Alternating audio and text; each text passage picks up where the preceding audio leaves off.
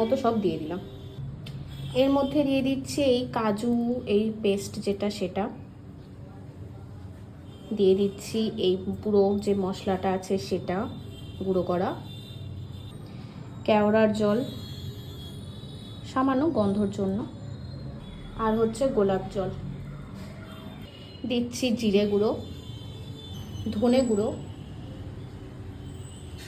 এবার হচ্ছে এটাকে আমি এখন মিক্সড করব।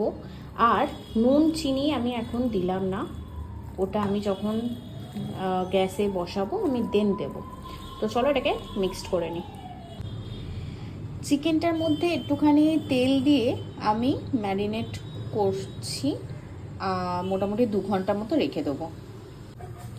কড়াইতে দিয়ে দিচ্ছি সাদা তেল,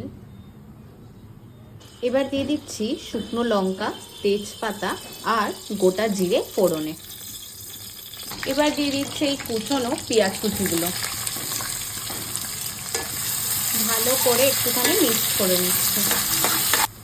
পেঁয়াজটা কিন্তু বেশি ভাজবো না, তাই এরকম একটু হালকা ভাজা হলেই আমি কি করছি, এইখানে যে চিকেনটা ম্যারিনেশন করে রাখা আছে সেখান থেকে আমি জাস্ট চিকেনগুলোকে এর মধ্যে দিয়ে দিচ্ছি। একটা একটা করে পিস নেবো, একটা একটা করে দিতে থাকবো। সব কটা চিকেন দিয়ে দিয়েছি, একটুখানি জাস্ট হালকা এদিক ওদিক জাস্ট নাড়িয়ে নেবো ফার্স্টে এগুলোকে। যেহেতু ম্যারিনেশনের টাইম নুন চিনি দিইনি, এখন আমি অ্যাড করছি সেটা, তোমরা পরিমাণ মতো নুন দেবে। এবার দিয়ে দিচ্ছি চিনি, এটাকে আমি একটুখানি মিক্সড করে নিচ্ছি। আর ওদিকে চিকেনটা হচ্ছে, আর এটাই হচ্ছে মেন গ্রেভি। এবার হচ্ছে এই পেস্টটাই আমি এই চিকেনের এটার মধ্যে দিয়ে দিচ্ছি পুরোটাই।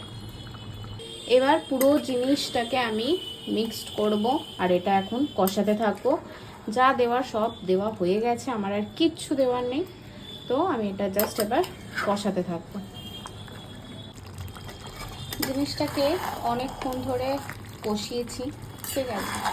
এবার হচ্ছে একটু ঢাকা দিয়ে দেওয়ার পালা, দিয়ে কিছুক্ষণ জাস্ট এটাকে ফোটাবো। এই যে এবার ঢাকাটা দিয়ে দিলাম।